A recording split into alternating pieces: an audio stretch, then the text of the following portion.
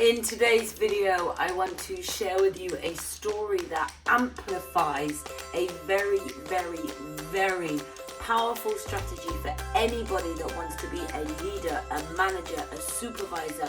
And this comes in the forms of peer groups, families, business, work, teams, network marketing. If you have a vision, if you're creating something new, there are so many different areas that we can bring leadership to. However, one of the biggest problems that I see is so many people are trapped in the old style of leadership, in this kind of like boss clipboard mentality, and sometimes even in a belief that you need to lead out of fear, and people need to kind of have this fear for you in order to be able to do what it is that you want them to do. And actually that's not very beneficial, it's not that powerful, and it doesn't create a strong, solid foundation that lasts. So in a moment, I'm going to be sharing with you a strategy and a story to help you with your leadership, with your people, to be able to get the best out of others. But first of all, here is a quick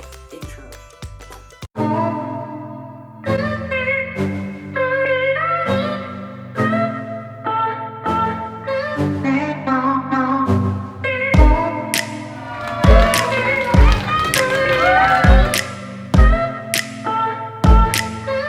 Welcome back. Welcome back. So, as I was just going on to say, I want to share with you a story about something that happened to me only last night, and it really brought home the message that in leadership, when you have a role of responsibility, when you have people in your care, and by the way, you don't have a duty of the people that you are in charge of, you have a duty to take care of those who are in your charge. But there was a quote that I once heard around leadership, and it's that people don't always remember what you say. People don't always remember what you say, but they always remember how you made them feel. People don't always remember what you say, but they remember how you made them feel. And more often than not, it's our emotions that drive us to taking actions. Thoughts become feelings, emotions, which drives us to take certain actions, which of course create a certain result. So if you want people to be taking action alongside your vision, whether or not that be within a family, within a business, within a working environment, corporate, whatever it might be in, then you need to make people feel welcome. You need to make them feel valued. You need to make them feel loved and make them feel happy, because a cliche quote is, a happy workforce is a productive workforce. A happy workforce is a productive workforce. So if you can take care of your people, or a productive family, if you want your kids to go and tidy your room, but if you want productivity, then you need to make people feel like being productive. And one of the best ways to do that is to make them feel good, to understand them. You see, words are only 7% of our communication, 7%. So you can say as much as you want to somebody, but how you treat them, how you make them feel, that is what will create the lasting impression. That's what will stay with them. So it's not about coming up with all these amazing to-dos, success lists, reasons. It's about taking that time to understand the people who you are around, and then communicating in a way that serves them, in a way that makes them feel good. Now, last night I went to, it's that time of year, I don't know when you're watching this video, but I'm recording it around Christmas, and it's that time of year where there's loads of different social gatherings and get-togethers. And last night there was a cheese and wine. I don't know if that's something that you guys do, cheese and wine. They just go really well together. I kind of find cheese goes with everything, but I'm actually in a transition of giving up cheese right now, because I've given up meat, and it's all for the reasons of compassion. And then I'm thinking about cheese is kind of the same thing that the animals go through, or not the same but similar, they go through to be able to get. Anyway, that's another video for another time. What are your thoughts? Comment below, what are your thoughts? Because I'm really actually intrigued and learning more about this subject at the moment. Anyway, Last night, I went to a cheese and wine. It was just like a Christmas get together. It was actually at my parents' business. It was at their residential home where I used to work. So it was a bit of a blast from the past going back into that environment, but really beautiful at the same time. And we had the opportunity to obviously connect and socialize with people that had families or residents that were within that home. Now, there was a moment I was actually behind the bar, pouring a glass of wine. It's a fairly informal, casual, relaxed environment, so I didn't just like run behind a public bar, although when in Rome. I never said that. That's not a bonus tip or a strategy at all.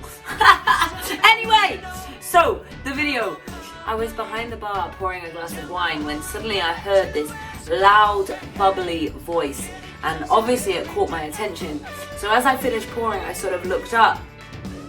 And I just double took for a moment. You know when you recognize someone and you kind of know exactly who they are, but you just cannot process how they're there in that same environment as you right now? And it was this lady, and I'm gonna name her because she's beautiful and wonderful, and I know she won't mind. Her name is Mally, and she's from Cornwall. And she worked with my mum. They worked in a care home together. But more than that, she used to look after me as well and babysit, if you like, even though I was kind of a teenager at the time. I used to go over to her house and stay with her, but she was always so bubbly and in such a good mood. But bear with me. So she used to look after me, and I haven't seen this lady and yet as soon as I laid eyes on her, that feeling of warmth, of joy, of wanting to go and connect with her was instantly all over me. And sure enough, I went over, we connected, we talked, we had the most amazing conversation, and it was bubbly and beautiful. But what's my point? I don't remember anything that she said to me when I was younger. Like, not a clue. I could try and make a few things up, but I don't have a clue what she said to me. But I know she always made me feel safe. She always made me feel good. It was always a happy, positive, proactive environment. Now imagine if you can do that for your people, your family, your friends, your workforce, your team, your colleagues. Imagine giving them that feeling of happiness, positive, proactive, productiveness, excitement, willingness to take action. Not acting because they're scared of what could happen if it goes wrong, but acting because they're excited for what could go right and they're aligned with you. You make them feel good, you make them want to take action.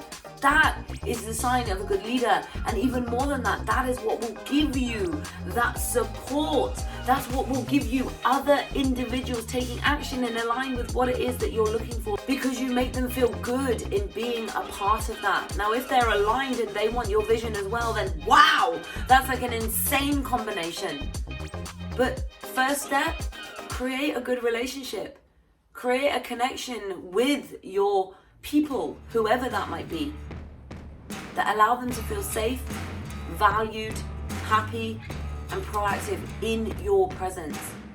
That is the biggest key to leadership.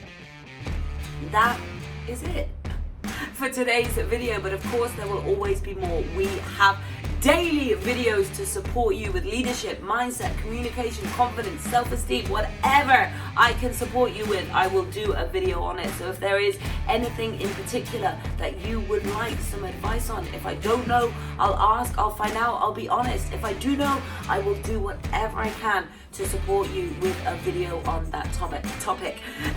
So comment below, let me know what it is that you would like a video on. But otherwise, love, light, laughter and blessings. And if you are not already, hit that subscribe button and the bell next to it for your daily notifications. And I will see you on the next